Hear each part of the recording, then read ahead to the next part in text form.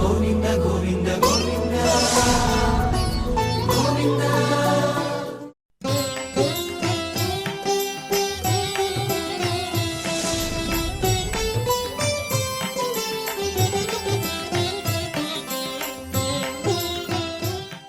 గురుర్బ్రహ్మా గురుర్విష్ణుః గురుర్దేవో మహేశ్వరః గురుః సాక్షాత్ పరం బ్రహ్మ తస్మై శ్రీ గురవే నమః. సుగ్రీవాదియుతం శ్రీశం భస్మాంగావృతమీశ్వరం మహేశ్వర సమం ధ్యాయేత్ కిష్కింధాకాండ ఉత్తమే. శ్రీరామచంద్ర పరబ్రహ్మణే నమః. అథ శ్రీమద్ రామాయణే ఆదికావ్యే కిష్కింధాకాండే సప్తమః సర్గః. ఏషోంజలిర్మయా బద్ధః ప్రణయా త్వాం ప్రసాదయే పౌరుషం శ్రయశోకస్య నాంతరం దాతుమర్హసి. రామచంద్రుడు సీతమ్మ ఆభరణాలను చూసి చాలా దుఃఖాన్ని పొందినటువంటి వాడై శోకంతో ఉండగా సుగ్రీవుడు శోకాన్ని విడిచిపెట్టమని ధైర్యాన్ని అవలంబించమని రామచంద్రుడితో పలుకుతూ ఉన్నాడు. ఇక్కడ రామసుగ్రీవులు ఇద్దరూ కూడా మిత్రులు కనుక రామచంద్రుని యొక్క దుఃఖాన్ని చూసి భరించలేక మిత్రధర్మాన్ని తెలిసినటువంటి సుగ్రీవుడు రామచంద్రుని వేడుకుంటూ ఉన్నాడు. వేడుకుంటూ ఆయన అంటున్నాడు, మయా ఏషః అంజలిర్బద్ధః, నేను చేతులు జోడించానయ్యా అని ప్రాధేయపడుతూ ఉన్నాడు సుగ్రీవుడు. ఇక్కడ అలా చేతులు జోడించి ప్రణయాత్ స్నేహం వలన త్వాం ప్రసాదయే నిన్ను అనుగ్రహింపజేసుకుంటూ ఉన్నాను అంటే దుఃఖాన్ని విడిచిపెట్టమని చెప్పి ఒక మిత్రుడిగా ఏ విధంగా ప్రాధేయపడాలో ఆ విధంగా సుగ్రీవుడు ప్రాధేయపడుతూ ఉన్నాడు. ఇక్కడ అంటే వారిద్దరి మధ్య ఉన్నటువంటి మిత్రత్వం చేత చేతులు జోడించి స్నేహ కారణంగా స్నేహవశాత్తు దుఃఖాన్ని విడిచిపెట్టమని వేడుకుంటూ ఉన్నాడు. ఇక్కడ నిజమైనటువంటి మిత్రుని లక్షణం స్నేహితుడు ఏ విధంగా ఉండాలో సుగ్రీవుని ద్వారా తెలుపుతూ ఉన్నారు. తన మిత్రుడు ఆపదలో ఉన్నప్పుడు, కష్టాల్లో ఉన్నప్పుడు, దుఃఖాన్ని పొందినప్పుడు అలా దుఃఖం నుంచి ఆయనకు ధైర్యం చెప్పగలిగేటటువంటి ఆప్యాయంగా ధైర్యం చెప్పేటటువంటి మాటలు పలకాలి. అలాంటి మాటలే ఇక్కడ సుగ్రీవుడు పలుకుతూ ఉన్నాడు. దుఃఖంలో ఉన్న మిత్రునికి ధైర్యాన్ని కలిగించి ఏ విధంగా ఆ దుఃఖం నుంచి అతన్ని బయటికి తీసుకురావాలో ఆ విధంగా ప్రవర్తింపజేయడం అనేటటువంటిది సన్మిత్రుని యొక్క లక్షణం, నిజమైనటువంటి స్నేహితుని లక్షణం. ఎందుకంటే స్నేహితులు చాలా మంది ఉంటారు, సుఖంలో అనేక మంది స్నేహితులు ఉంటారు. కానీ కష్టకాలంలో కూడా ఎవరైతే తోడుగా ఉంటారో, కష్టకాలంలో తోడుగా ఉండి ఆ దుఃఖం నుంచి తన మిత్రుని ఎవరైతే బయటకు పడవేస్తాడో వాడే నిజమైనటువంటి మిత్రుడు. కనుకనే సుగ్రీవుడు ఇక్కడ చేతులు జోడించి రామచంద్రుని ప్రాధేయపడుతూ పౌరుషం శ్రయ, పౌరుషాన్ని ఆశ్రయించవయ్యా అని అన్నాడు. శోకస్య అంతరం దాతుం నార్హసి, శోకానికి ఏ రకమైనటువంటి అవకాశాన్ని కూడా ఇవ్వద్దు. నీవు ఇంతగా దుఃఖించవలసినటువంటి పని లేదయ్యా.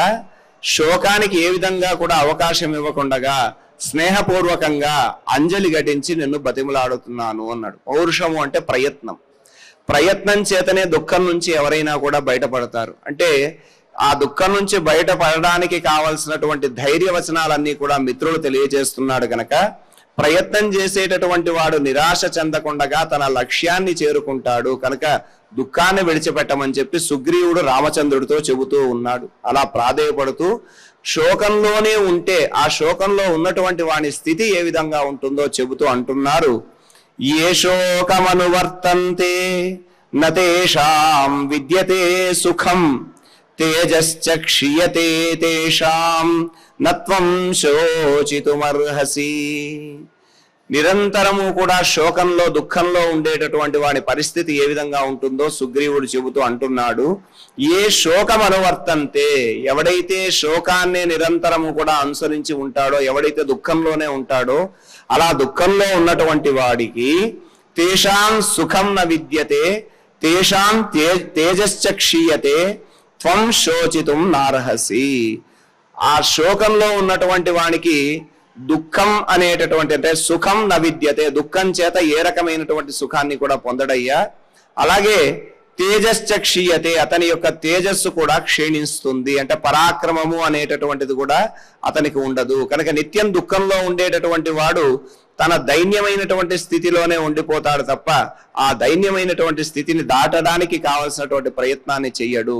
కనుక త్వం శోచితుం నార్హసి, నీవు దుఃఖించడానికి తగినటువంటి వాడో కాదు అన్నాడు. ఇంతకీ శోకం అంటే ఏమిటయ్యా అనంటే, ఇష్టనాశాత్ అనిష్ట ప్రాప్తేశ్చ యద్ది దుఃఖం జాయతే సశోక అని అంటుంది శాస్త్రం.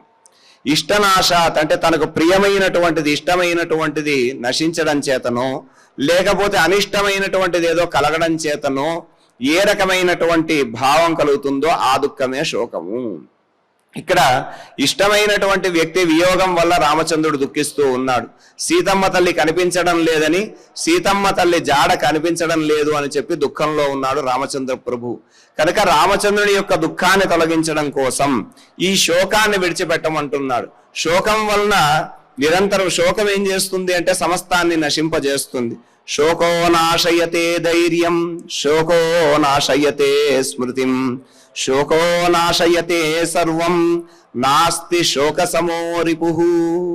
శోకము అనంటే తనకి ఇష్టమైనటువంటి వ్యక్తి గాని, తనకి ఇష్టమైనటువంటి వస్తువు గాని కోల్పోవడం చేత కలిగేటటువంటి దుఃఖము. అలాంటి దుఃఖమే రామచంద్రుడు ఇక్కడ అనుభవిస్తూ ఉన్నాడు.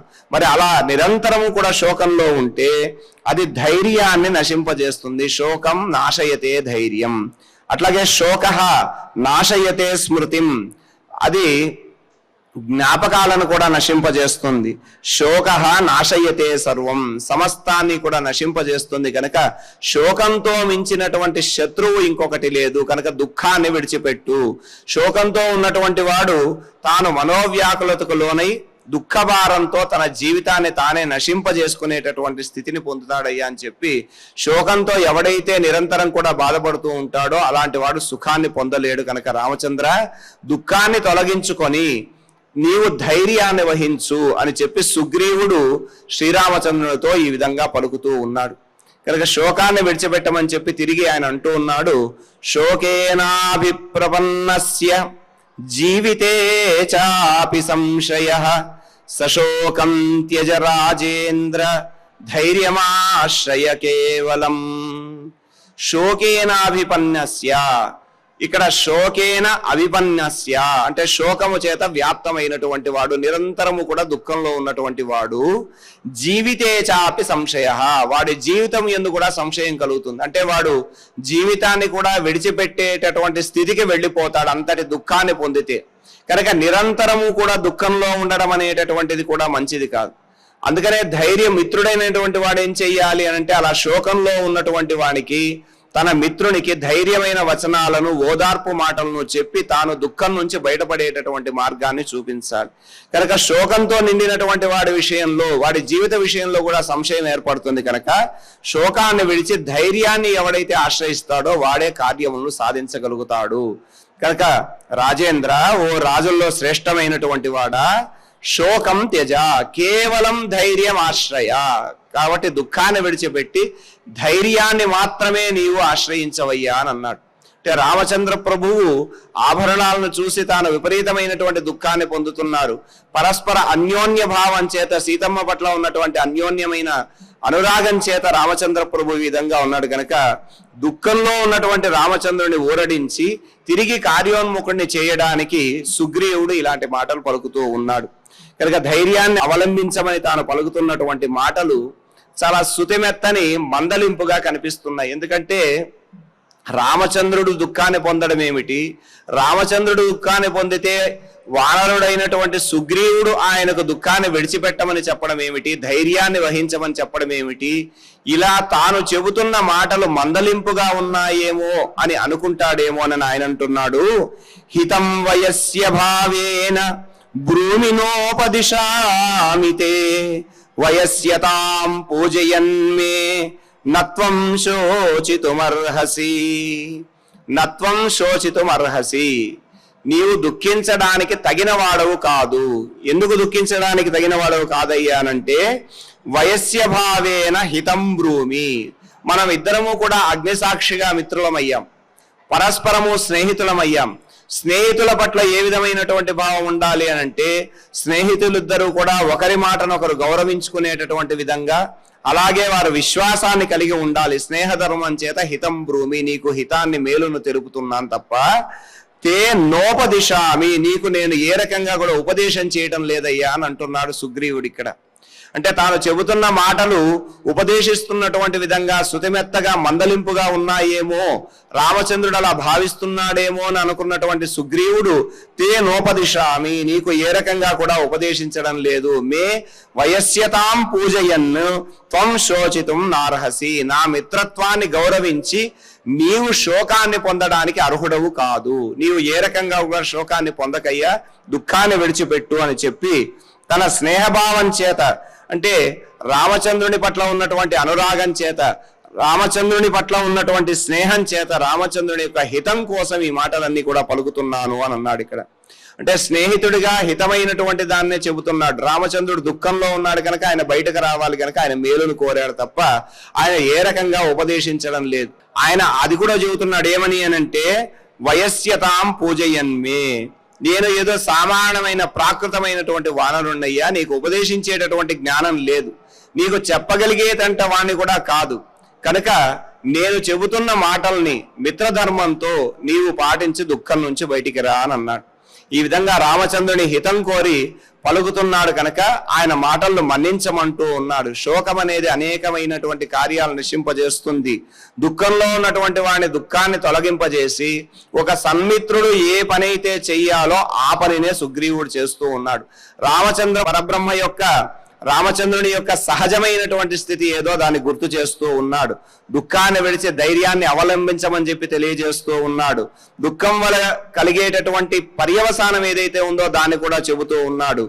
వానరుడైనప్పటికీ కూడా తాను కూడా భార్యావియోగాన్ని పొందాడు కదా, అలా భార్యావియోగాన్ని పొందినప్పటికీ కూడా తాను ఏ విధంగా దుఃఖాన్ని పొందడం లేదయ్యా, ధీమంతుడైనటువంటి నీలాంటి వాడు కూడా దుఃఖాన్ని పొందితే ఎలాగా అని చెప్పి అక్కడ రామచంద్ర ప్రభువు యొక్క దుఃఖాన్ని తొలగింపజేసేటటువంటి విధంగా సుగ్రీవుడు పలుకుతున్నటువంటి మాటలు ఆ దుఃఖాన్ని విడిచిపెట్టమని చెబుతూ తిరిగి అంటూ మధురం సాంత్వితస్తేన సుగ్రీవేణ సరాఘవః ముఖమశ్రు పరిక్లిన్నం వస్త్రాంతేన ప్రమార్జయత్. సుగ్రీవుడు ఎప్పుడైతే ఈ విధంగా దుఃఖాన్ని విడిచిపెట్టమని, శోకంలో ఉన్నటువంటి వాడి స్థితి ఈ విధంగా ఉంటుంది అని చెప్పి ఆ పర్యవసానాన్ని అంతటినీ కూడా ఊరడింపు ఓదార్పు మాటలు చెబుతూ ఉన్నాడో ఆ మాటలన్నీ కూడా తేన సుగ్రీవేణ మధురం సాంత్వితః, ఆ సుగ్రీవుని చేత మృదుమధురంగా ఓదార్పు మాటలన్నీ కూడా చెప్పబడ్డాయి. అలాంటి మాటలన్నీ కూడా విని సహ రాఘవః, ఆ రామచంద్రుడు అశ్రుపరిక్లిన్నం ముఖం వస్త్రాంతేన ప్రమార్జయత్, ఆ కన్నీటి చేత, అంటే ఆభరణములు చూసి దుఃఖం ఆపుకోలేక ఆయన కన్నుల వెంబడి నీరు అలా ధారగా కారుతూ ఉంటే ఆ కన్నీటి చేత దూషితమైనటువంటి ఆ ముఖాన్ని ఆయన తన యొక్క వస్త్రపు అంచు చేత తుడుచుకున్నాడట. ప్రమార్జయత్ అంటే స్నేహభావం చేత దుఃఖాన్ని విడిచిపెట్టమని రామచంద్రునికి సుగ్రీవుడు చెప్పినటువంటి ఆ పలుకులు సీతావియోగం వల్ల కలిగినటువంటి దుఃఖం చేత వచ్చినటువంటి కన్నీటిని రామచంద్రమూర్తి తన యొక్క వస్త్రంతో తుడుచుకున్నాడు. ఇక్కడ కిష్కింధకాండలో మనం చూస్తే అనేక పర్యాయములు రామచంద్రుడు దుఃఖాన్ని పొందుతూ ఉంటాడు. ప్రారంభంలోనే పంపా సరోవర తీరంలో ఉన్నటువంటి సుందర రమణీయ దృశ్యాలను చూసి సీతమ్మ వీటిని అన్నింటినీ చూడడానికి లేదు అని రామచంద్రుడు తాను విపరీతమైనటువంటి దుఃఖాన్ని పొందాడు. ఇప్పుడు ఆమె యొక్క ఆభరణాలను చూసి, సీతమ్మ ఆభరణాలను చూసి, సీతమ్మ జాడ లేదు కానీ ఆభరణములు కనిపిస్తున్నాయని ఒక సంతోషము ఒక దుఃఖము చేత విపరీతమైన దుఃఖాన్ని పొందాడు. ఈ విధంగా రామచంద్ర ప్రభువుకి సీతమ్మ పట్ల ఉన్నటువంటి అన్యోన్యమైనటువంటి అనురాగం ఏదైతే ఉందో, భార్యాభర్తల మధ్య ఉండవలసినటువంటి అన్యోన్యమైనటువంటి అనురాగము ప్రేమానుబంధాలన్నవి ఇక్కడ కనిపిస్తాయి. ఇక్కడ రామచంద్ర ప్రభువు అలా దుఃఖిస్తూ కనిపిస్తున్నాడు కానీ అది నిజమైనటువంటి దుఃఖమా అనంటే తాను నరునిగా అవతరించాడు కనుక మానవ స్వభావాన్ని అనుకరణమే అని చెప్పి మనం భావించాలి. మానవుడు ఏ విధంగా ఆ సందర్భాల్లో తనకు కష్టం వచ్చినప్పుడు, తాను దుఃఖాన్ని పొందినప్పుడు ఏ విధంగా ప్రవర్తిస్తాడో, ఎలా వ్యవహరిస్తాడో, ఏ విధంగా మాట్లాడుతాడో, తాను ఏ విధంగా ఆ దుఃఖాన్ని పొంది ఆ దుఃఖం నుంచి బయటకు రావడానికి ప్రయత్నిస్తాడో, అదే విధంగా రామచంద్రుడు తాను పరబ్రహ్మమైనప్పటికీ కూడా నరునిగా రామునిగా ఉన్నాడు కనుక నరుడిగా ఉన్నటువంటి స్వభావాన్ని అనుకరించినటువంటి వాడై తాను దుఃఖాన్ని పొందుతున్నాడు అని మనం గ్రహించాలి తప్ప ఇక్కడ రామచంద్ర ప్రభు యొక్క దుఃఖము కేవలం ఏ రకమైనటువంటిది అనంటే మానవ స్వభావ అనుకరణ అన్నదాన్ని మనం గ్రహించాలి. ఇలా కష్ట సమయంలో మిత్రుడు ఎలా ఉండాలి అని తెలపడం కోసం అంటే సుగ్రీవుడు మరి ఇన్ని మాటలు చెబుతున్నాడు కదా, ఓదార్పు మాటలు చెబుతున్నాడు కదా, రామచంద్ర ప్రభు సుగ్రీవుడి ద్వారా ఓదార్పు మాటలు వినాలనంటే లోకానికి ఒక మిత్రుని ద్వారా ఏ విధమైనటువంటి దుఃఖంలో ఉన్నటువంటి ఒక మిత్రునికి తన స్నేహితుడు ఏ విధమైనటువంటి ఉపదేశాన్ని ఏ విధంగా చెయ్యాలి అని పరమాత్మ ఆడిస్తున్నటువంటి నాటకమే తప్ప తాను స్వయంగా ఈ విషయాలు తెలియనటువంటి వాడు కాదు. కనుక ఇక్కడ సుగ్రీవుని యొక్క శాంత వాక్యాలన్నీ కూడా సుగ్రీవుడు ధైర్యం చెబుతున్నటువంటి విధంగా ఉన్న వాక్యాలన్నీ కూడా రామచంద్ర పరబ్రహ్మ ఆడిస్తున్నటువంటి నాటకంలో భాగమే ఇవన్నీ కూడా. ఈ రకంగా శాంతమైనటువంటి వాక్యాలు విన్న రామచంద్రుడు దుఃఖాన్ని విడిచిపెట్టాడు అని చెబుతూ ప్రకృతిస్తస్తు కాకుస్థః సుగ్రీవ వచనాత్ ప్రభుః సంపరిష్వజ్య సుగ్రీవం ఇదం వచనమబ్రవీత్. ప్రభుః కాకుత్సః సుగ్రీవ వచనాత్ ప్రకృతిస్థః అని అన్నారు. కాకుత్స వంశంలో ఉద్భవించినటువంటి రామచంద్ర ప్రభువు సుగ్రీవుని యొక్క మాటల చేత తన యొక్క సహజమైనటువంటి స్థితిని పొందాడు, అంటే ధైర్యాన్ని వహించిన వాడయ్యాడు, దుఃఖాన్ని తొలగించుకున్నాడు. అలా దుఃఖాన్ని తొలగినటువంటి వాడై ధైర్యాన్ని వహించి సుగ్రీవం సంపరిష్వజ్య ఇదం వచనమబ్రవీత్. తన దుఃఖాన్ని తొలగింపజేయడానికి సుగ్రీవుడు చేతులను జోడించి ప్రాధేయపడుతూ దుఃఖాన్ని విడిచిపెట్టమని కోరాడు కదా, అలాంటి సుగ్రీవుని చూసి ఒకసారి ఆయన కౌగిలించుకున్నాడట. కౌగిలించుకొని ఈ విధంగా అంటున్నాడు, కర్తవ్యం యద్వయస్యేన స్నిగ్ధేన చ హితేన చ అనురూపం చ యుక్తం చ కృతం సుగ్రీవ తత్వయా. ఓ సుగ్రీవ, ఇక్కడ ఇది గతంలో నేను నీకు ఉపదేశించడం లేదయ్యా, నీ మేలును కోరి మాత్రమే చెబుతున్నాను అని సుగ్రీవుడు అన్నాడు కదా. అందుకు రామచంద్ర ప్రభు అంటున్నాడు, స్నిగ్ధేన హితేన చ వయస్యేన. స్నేహం కలిగినటువంటి వాడు తన స్నేహితుడి యొక్క మేలును కోరి ఏ విధంగా అయితే యత్ కృతం అనురూపం యుక్తం తత్ త్వయా కృతం, ఏదైతే చేస్తే ఏది చేయడం చేత తన మిత్రుడు దుఃఖం నుంచి బయటపడతాడో, ఏ మాటలు చెప్పడం ద్వారా తన మిత్రుడు దుఃఖాన్ని తొలగించుకుంటాడో అలాంటి మాటల్ని నువ్వు చెప్పావు, ఆ విధంగానే నువ్వు ప్రవర్తించావయ్యా. ఇందులో నీవు నా మేలునే కాంక్షించావు, అంటే సమయోచితంగా యుక్తమైనటువంటి పలుకులు పలకడం చేత ఒక దుఃఖము ఏ విధంగా అయితే తొలగించబడుతుందో ఆ విధంగానే సుగ్రీవ సమయోచితమైనటువంటి నీ మాటలు నా దుఃఖాన్ని తొలగించాయి అని చెప్పి దుఃఖాన్ని తొలగించడానికి చెప్పవలసినటువంటి చక్కటి వాక్యాలన్నింటినీ కూడా సుగ్రీవుడి ద్వారా ఇక్కడ చెప్పబడ్డాయి.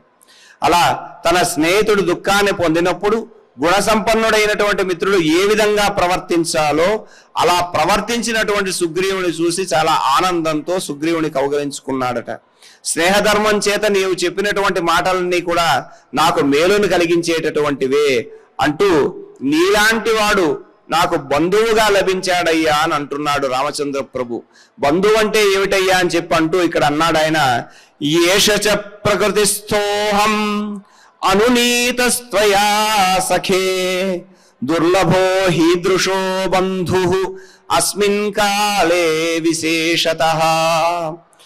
ఓ మిత్రమా సుగ్రీవ, త్వయా అనునీతః ఏషః అహం ప్రకృతిస్థః. నీ చేత సాంత్వనమైనటువంటి ఊరడింపబడినటువంటి నేను నా సహజమైనటువంటి స్థితిని పొందాను. అలాంటి బంధువు ఈదృశ బంధువు దుర్లభాహి, నీలాంటి బంధువు లభించడం చాలా కష్టం అయ్యా అని అన్నాడు. ఎందుకు ఈ మాట అన్నాడు అని అంటే అది కూడా అస్మిన్ కాలే విశేషతః అని ఒక మాట అంటూ ఉన్నాడు. ఇలాంటి కాలంలో లభించడం చాలా విశేషం అన్నాడు. ఇలాంటి కాలం అంటే ఏమిటి అనంటే రామచంద్ర ప్రభువు కష్టంలో ఉన్నాడు, సీతమ్మ జాడ వెతుకుతూ ఉన్నాడు, సీతమ్మ జాడ కనిపించడం లేదు. సుగ్రీవుడు ఒక రాక్షసుడు స్త్రీని అపహరించుకుంటూ వెడుతూ ఈ ఆభరణాలు ఇక్కడ జార విడిచిందయ్యా అనంటే ఆ ఆభరణాలు సీతమ్మవని తెలిసి దుఃఖాన్ని పొంది ఉన్నాడు. మరి అలాంటి ఆ కష్టమైనటువంటి స్థితిలో తనకు తోడుగా ఉండి తనకు ధైర్యాన్ని చెప్పి ఊరడింపు వాక్యాలు చెప్పి తన దుఃఖాన్ని తొలగింపజేసినటువంటి వాడు సుగ్రీవుడు. కనుక ఆయన అన్నాడు అస్మిన్ కాలే విశేషతః, అంటే ఇలాంటి దుఃఖమైనటువంటి స్థితి కలిగినప్పుడు ఎవడైతే తోడుగుంటాడో వాడే నిజమైనటువంటి బంధువు. కాబట్టి కష్టకాలంలో దుఃఖాన్ని తొలగించేటటువంటి వాడే నిజమైన బంధువు అని అన్నాడు. ఇక్కడ మరి బంధుత్వము అంటే సాధారణంగా లోకరీతిని అనుసరించి చూస్తే ఏ రక్త సంబంధమో ఆ రక్త సంబంధం చేత కలిగేటటువంటిదే బంధుత్వము అని చెప్పి అనుకుంటాం. రక్త సంబంధం చేత మాత్రమే బంధుత్వం కాదయ్యా, రక్త సంబంధం లేకపోయినా కష్టకాలంలో ఎవడైతే తోడుగా ఉండి సహాయపడతాడో వాడే నిజమైనటువంటి బంధువు అని అన్నాడు. అంటే ఆపదలో ఆదుకునేటటువంటి నిజమైన మిత్రుడు ఎవరైతే స్నేహితుడు ఉన్నాడో వాడే బంధువు. దీన్ని నిర్వచనం చేస్తారు. బంధువు అంటే ఎవడయ్యా అని చెప్పి శాస్త్రం ఒక మాట అంటుంది, ఆతురే వ్యసనే ప్రాప్తే దుర్భిక్షే శత్రు సంకటే రాజద్వారే శ్మశానే చ యత్తిష్టతి సబాంధవః. ఎవడు నిజమైనటువంటి బంధువు అని చెప్పంటే బంధుత్వము అనేటటువంటిది కేవలం రక్త సంబంధం చేత మాత్రమే కాదు. ఆ బంధుత్వం ఏ విధంగా ఉందయ్యానంటే ఆతురే వ్యసనే ప్రాప్తే దుర్భిక్షే శత్రు సంకటే, అంటే ఈ కష్టకాలం ఎప్పుడైతే వస్తుందో, అనారోగ్యం కలుగుతుందో, అలాగే కరువు సమయం వస్తుందో, శత్రువుల వల్ల సంకటం వస్తుందో, రాజదర్బారులో ఏవైతే న్యాయపరమైన అధికారపరమైనటువంటి సమస్యలు ఉంటాయో, చివరకు మరణంలో శ్మశానే మరణించిన తర్వాత కూడా ఎవడైతే తోడుగా మనకు ఉంటాడో అటువంటి వాడే నిజమైన బంధువు అని అన్నాడు. అంటే మనకు కష్టాలు కలిగినప్పుడు ఉన్నవారు తోడుగా ఉన్నవాడే బంధువు. సుమతికారుడు ఒక గొప్ప మాట అంటాడు, ఎప్పుడు సంపద కలిగినప్పుడు బంధువులు వత్తురు అది ఎట్లన్నన్. అది ఏ విధంగా ఉంటుందంటే సంపదలు ఉన్నప్పుడు బోల్డ్ మంది బంధువులు ఉంటారు మనకు. మన దగ్గర సంపదలు ఉన్నప్పుడు మనల్ని పలకరించేవారు, మనల్ని చూసి నమస్కరించేవారు, మనల్ని చూసి పొగిడేవారు చాలా మంది ఉంటారు. అది ఎలా ఉంటుందయ్యా అంటే తెప్పలుగా చెరువు నిండిన కప్పలు 16,000 చేరు గదరా సుమతి అని అంటాడు. చెరువు బాగా నిండుగా నీళ్లతో ఉందనుకోండి, బోల్డ్ని కప్పలు వచ్చి చేరతాయి. అలాగే మన దగ్గర సంపదలు ఉన్నప్పుడు బోల్డ్ మంది వచ్చి మనల్ని పలకరిస్తారు, వాళ్ళందరూ కూడా మన బంధువులా అనుకుంటే కాదు. ఎవడు నిజమైన బంధువు అని అంటే నీవు కష్టంలో ఉన్నప్పుడు ఎవడైతే నీకు తోడుగా ఉంటాడో, కష్టంలో ఉన్నప్పుడు నీకు తోడుగా ఉండి ఆ కష్టాన్ని దాటించడానికి కావలసిన మార్గాన్ని ఎవడైతే తెలియజేస్తాడో వాడు నిజమైన బంధువు అని చెప్పి ఇక్కడ బంధువు అన్నటువంటి మాటను రామచంద్ర ప్రభు ఆ విధంగా చెబుతూ దుర్లభో ఈదృశీ బంధువు అస్మిన్ కాలే విశేషతః, కష్టకాలంలో ఇలాంటి వాడు దొరకడం చాలా కష్టమయ్యా అని అన్నాడు. ఇలా రామచంద్ర సుగ్రీవుని యొక్క సమయోచితమైనటువంటి సాంత్వన వాక్యాలను తెలిపేటటువంటి శ్లోకాలను మనం చక్కగా పారాయణ చేసుకుందాం. యేషోంజలిర్మయా బద్ధః ప్రణయాత్వాం ప్రసాదయే పౌరుషం శయశోకస్య నాంతరం దాతుమర్హసి ఏ శోకమనువర్తంతే నతేషాం విద్యతే సుఖం తేజశ్చ క్షీయతే తేషాం నత్వం శోచితుమర్హసి శోకేనా విపన్నస్య జీవితే చాపి సంశయః సశోకం త్యజ రాజేంద్ర ధైర్యమాశ్రయ కేవలం హితం వయస్య భావేన బ్రూమినోపదిశామి తే వయస్యతాం పూజయన్మే నత్వం శోచితుమర్హసి మధురం సాన్వితస్తేన సుగ్రీవేణ స రాఘవః ముఖమశ్రు పరిక్లిన్నం వస్త్రాంతేన ప్రమార్జయత్ ప్రకృతిస్తస్తు కాకుత్స్థః సుగ్రీవ వచనాత్ ప్రభుః సంపరిష్వజ్య సుగ్రీవం ఇదం వచనమబ్రవీత్ కర్తవ్యం యద్వయస్యేన స్నిగ్ధేన చ హితేన చ అనురూపం చ యుక్తం చ కృతం సుగ్రీవ తత్వయా ఏష చ ప్రకృతిస్థోహం అనునీతస్త్వయా సఖే దుర్లభో హీదృశో బంధుః అస్మిన్ కాలే విశేషతః ఇతి శ్రీమద్ రామాయణే ఆది కావ్యే కిష్కింధాకాండే సప్తమే సర్గే అష్టౌ శ్లోకాః. ఇలా సుగ్రీవుడు చెప్పిన శాంతవాక్యాలు చక్కగా పారాయణ చేసుకున్నాం. ఇప్పుడు ఈ కార్యక్రమాన్ని క్షమాప్రార్థనాలతో మంగళాంతంగా పరిపూర్ణం చేసుకుందాం. యదక్షర పదభ్రష్టం మాత్రాహీనం చ యద్భవేత్ తత్సర్వం క్షమ్యతాం దేవ నారాయణ నమోస్తుతే. కాయేన వాచా మనసేంద్రియైర్వా బుద్ధ్యాత్మనా వా ప్రకృతే స్వభావాత్ కరోమి యద్యత్ సకలం పరస్మై నారాయణాయేతి సమర్పయామి. శ్రియకాంతాయ కళ్యాణ నిధయే నిధయేర్తినాం శ్రీవేంకట నివాసాయ శ్రీనివాసాయ మంగళం.